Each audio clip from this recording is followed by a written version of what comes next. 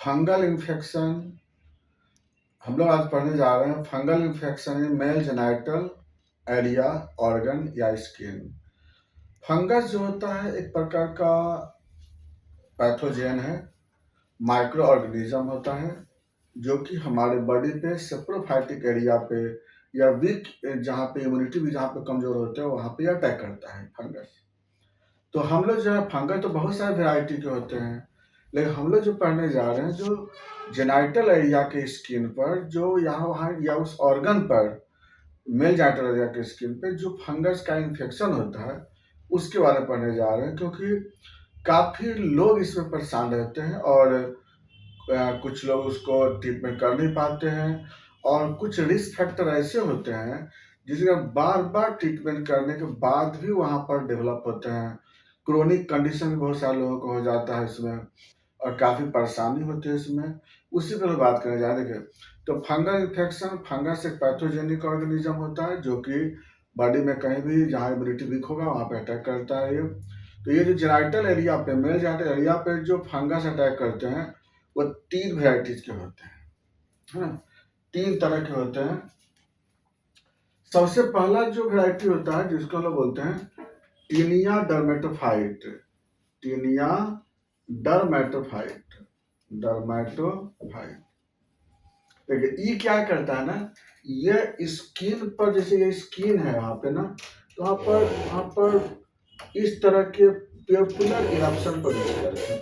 Papular eruption, papular eruption, papules होते हैं छोटे छोटे छोटे छोटे और बीच में वहाँ पर हाइपर पिगमेंटेशन स्किन होते हैं और काफ़ी इचिंग होती है वहाँ पे।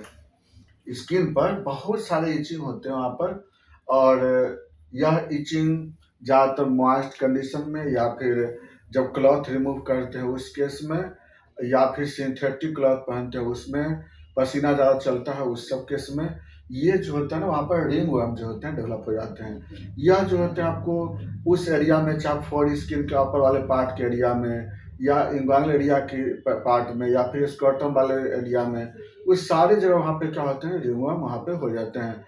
और ये जो टीनिया डर्मेटोफाइट है वहाँ पे वह आपको मोस्ट कॉमन होते हैं और सबसे ज़्यादा वहाँ पे अटैक करते हैं, क्योंकि रीजन होता है या तो स्वेट वहाँ पर सूख नहीं पाता वहाँ पे, या सिंथेटिक क्लॉथ यूज़ करते हैं या फिर बेसिक सोप यूज़ कर देते हैं, तो वो सब कारण वहाँ पे ज़्यादा होता है वहाँ पे। इसमें एक तो फंगस होते हैं ये वाले। दूसरा, अच्छा इसमें सिम्टम वही होता है आपको कि इरप्शन होते हैं छोटे छोटे, हाइपर पिगमेंटेशन होते हैं और इचिंग बहुत ज़्यादा होता है। ज़्यादातर इस इचिंग से रात में होते हैं या क्लॉथ रिमूव करने के बाद होते हैं। यह हो गया आपको पहला कंडीशन, इसको बोलते हैं लोग टीनिया डर्मेटोफाइट, ये रिंग वर्म होते हैं ये। अब और इसका जो बताया मोड ऑफ ट्रांसमिशन बताएंगे आपको हम लोग, और इसका जो ट्रीटमेंट है आगे बताना है। दूसरा नंबर पे क्या होता है ना, सेकेंड नंबर बताया हुआ होता है कैंडिडा अल्बिकेंस। कैंडिडा अल्बिकेंस जो कि आपको बीमारी का नाम होता है कैंडिडियासिस या थ्रस बोलते हैं। कैंडिडियासिस या जिसको बोलते हैं थ्रस बोलते हैं, जेनाइटल थ्रस बोल सकते हैं, इसको जेनाइटल थ्रस बोलते हैं या कैंडिडियासिस बोलते हैं। ये जो कैंडिडा होता है ना, ये आपको कैंडिडा फंगस का नाम है कैंडिडा अल्बिकेंस, और यह भी आपको वहाँ पर वीक इम्यूनिटी के कारण वहाँ पे आते हैं और एक पर्सन दूसरे पर्सन में कांटेक्ट के कारण भी वो ज़्यादा ट्रांसफर होते हैं वहाँ पे, कांटेक्ट की वजह से, क्लॉथ के कारण ट्रांसफर होते हैं। और जिसका इम्यूनिटी कमज़ोर हो या डायबिटिक मेलाइटस के पेशेंट हो, इम्यूनो सप्रेसिव ड्रग लेता हो, HIV का पेशेंट हो या फिर कुछ ऐसे इम्यूनो कम्प्रोमाइज पेशेंट हो, वो समय कैंडिडा अल्बिकेंस का अटैक ज़्यादा होता है। और कैंडिडा अल्बिकेंस जब अटैक करेंगे वहाँ पर तो क्या होता है वहाँ पर पहले तो इन्फ्लामेशन होगा, फिर उजला कलर का लेयर बन जाता है उसमें जिसको हम लोग ल्यूकोप्लेकिया बोलते हैं, और ज़्यादा दिन रह जाता है तो फिर इरिथ्रोप्लेकिया बन जाता है वहाँ पे, और व्हाइट के डिस्चार्ज भी कभी कभी होते हैं, स्वेलिंग हो जाता है, इचिंग भी होते रहते हैं वहाँ पे। और ये कभी कभी अंदर की तरफ प्रवेश कर जाते हैं, कभी कभी इंटर जाते जाते यूरिनरी ट्रैक्ट में, प्रोस्टेट में, ब्लैडर तो यूरिनरी ब्लैडर में, यूरेटर में, किडनी तक पहुंच जाता है ये, इतना बहुत गंभीर हो जाता है ये। तो जगह टीनिया डर्मेटोफाइट तक स्किन तक रह जाता है, लेकिन कैंडिडा अल्बिकेंस तो आपको अंदर प्रवेश कर जाते हैं, किडनी तक पहुंच जाता है नीचे से धीरे धीरे जाते जाते, और ये बहुत खतरनाक हो जाते हैं, ये बहुत ज़्यादा आगे चल करके बहुत डेंजरस फॉर्म भी ले सकते हैं ये होगा दूसरा फंगस हो गया। दो फंगस बहुत कम होते हैं, बहुत रेयर में एक फंगस होता है एस्परजिलस बोलते हैं। एस्परजिलस जो होते हैं ना वो बहुत रेयर में होते हैं, और एस्परजिलस में क्या होता है ना कि ये भी आपको कंटामिनेशन से कहीं न से आ जाते हैं, वहाँ पे क्लॉथ कंटामिनेशन होगा क्लोज कंटेक्ट कारण। तो ये जो एस्परजिलस जो होते हैं इसकी वजह से क्या होता है ना, स्किन पे क्या होता है ना, एक आपको पी के जैसा, मटर के शेप के जैसा बहुत माने गाढ़ा पस वाला वहाँ पे इरप्शन होता है, वहाँ पे पेनफुल पस होता है वहाँ पे एस्परजिलस के कारण। तो 3 वेराइटीज के फंगस का इन्फेक्शन होता है, जिसमें सबसे आपको ज़्यादा आपको टीनिया डर्मेटोफाइट मिलते हैं, उसके से कम कैंडिडा अल्बिकेंस मिलते हैं, और सबसे कम आपको एस्परजिलस मिलते हैं। अब बात करते हैं सिम्टम, बता दिए आपको तीनों का सिम्टम अलग अलग मिलते हैं आपको। इन्वेस्टिगेशन कैसे पता लगाएंगे हम लोग, देखिए इसके लिए कोई जांच करने की जरूरत नहीं पड़ती है, ये सब तो हम लोग डायरेक्ट जो होता है ना, या तो आप फोटो खींच के भेज सकते हैं हम पे, डायरेक्ट देख सकते हैं, या आप वीडियो पे दिखा सकते हैं हमको, या फिर डायरेक्ट क्लिनिक पे अगर आते हैं तो क्लिनिक पे डायरेक्ट हम लोग इसको देख करके हम लोग उसको ट्रीटमेंट करते हैं उसमें। क्योंकि अब इन्वेस्टिगेशन में जैसे आप स्किन स्क्रैपिंग कराएंगे, माइक्रोस्कोप एग्जामिनेशन करेंगे, इंडिया इंक स्टेनिंग जांच करेंगे, उस सबसे कोई फायदे ज़्यादा नहीं पड़ते हैं।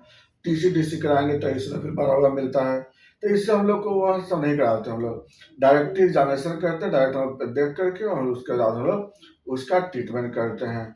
चाहे वो टीनिया डर्मेटोफाइट होगा तो माइक्रोस्कोप हाइफा दिखाई देगा, कैंडिडा अल्बिकेंस होंगे तो कैंडिडा अल्बिकेंस का जो फंगस होता है वही इस तरह का फंगस आपको दिखाई देंगे आपको, लेकिन इससे तो सिम्टोमेटिक पता चल जाता है अच्छा से। बात आती है ट्रीटमेंट की, क्या करेंगे हम फंगस के केस में। सबसे पहला काम क्या करते हैं कि अपने हाइजीन मेंटेन बहुत जरूरत होता है। बेसिक सोप की जगह एसिडिक सोप यूज करना चाहिए। आप जब भी सोप लेते हैं तो सोप पे आप सर्च कीजिए नेट पर कि उसमें पीएच कितना है, उसका एसिडिटी कितना है। तो जो एसिडिक सोप जो होते हैं ना वह आपको फंगस को रोकता है वहाँ पे। तो ऐसा नहीं कि साबुन लगाना नहीं होता, देखिए बहुत सारे लोगों को माइंड में होता है ना कि साबुन लगाना बंद कर दें, साबुन लगाना बंद नहीं करना है, एसिडिक सोप यूज करना है वहाँ पे, हाइजीन मेंटेन करना है, लूज क्लॉथ यूज करना है, पसीना नहीं चलना चाहिए वहाँ पे, कॉटन क्लॉथ यूज ज़्यादा करना वहाँ पे, और ज़्यादातर लूजनेस ज़्यादा रखना वहाँ पे, ज़्यादा जितना संभव हो लूजनेस रखने की ज़्यादा कोशिश करना है। और steroid drug, unusual steroid drugs को नहीं यूज करना चाहिए वहाँ पे। और बाकी अगर ब्लड शुगर बढ़ा हुआ है तो उसको मेंटेन करना है।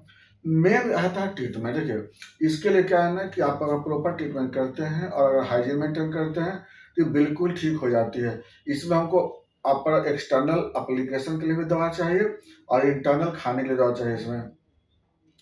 तो हमें क्या करते हैं, मतलब जैसे अलग अलग तरह के पेशेंट, अलग अलग तरह के डिजीज, अलग तरह का सिम्टम, अलग तरह का सिचुएशन, तो उसके अनुसार इसमें दवाई को भी अलग अलग चेंज करना पड़ता है। अब जैसे मान लीजिए टीनिया डर्मेटोफाइट्स का पेशेंट है तो उसमें हम लोग सल्फर यूज करते हैं, बेसिलिनम यूज करते हैं, ग्रेफाइटिस यूज करते हैं। जिस तरह से कैंडिडा अल्बिकेंस है तो वहाँ पे बोरेक्स यूज करते हैं, क्रियोजोटम यूज करते हैं, पेट्रोलियम यूज करते हैं, या फिर एस्परजिलस है सपोज है तो थूजा यूज करते हैं, सी नाइट्रिक यूज करते हैं, मार्शल यूज करते हैं। तो है क्या ना कि देखिए फंगस तो अलग अलग वैराइटीज के होते हैं, इरप्शन अलग अलग तरह के होते हैं, तो उसी ढंग से मेडिसिन को भी उसी ढंग से चूज करना पड़ता है।